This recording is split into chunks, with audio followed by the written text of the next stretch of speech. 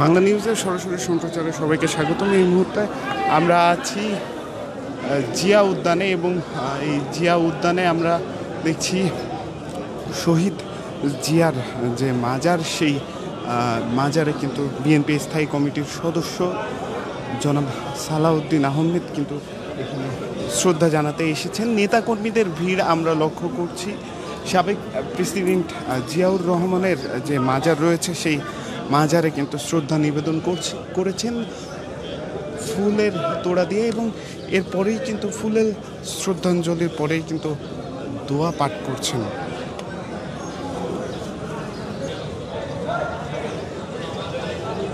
শহীদ president Ziaur রহমানের এই মাজারে আমরা ইতিমধ্যে দেখছি নেতাকর্মীদের ভিড় আমরা লক্ষ্য করছি। পাশাপাশি এই মুহূর্তে কিন্তু দোয়া পাঠ করা হচ্ছে।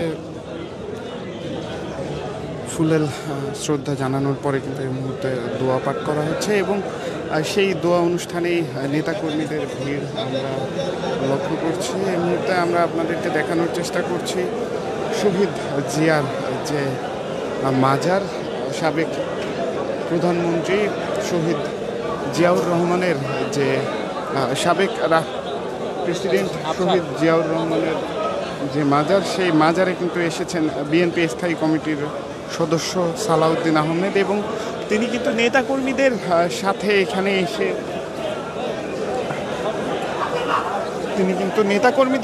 এখানে এসে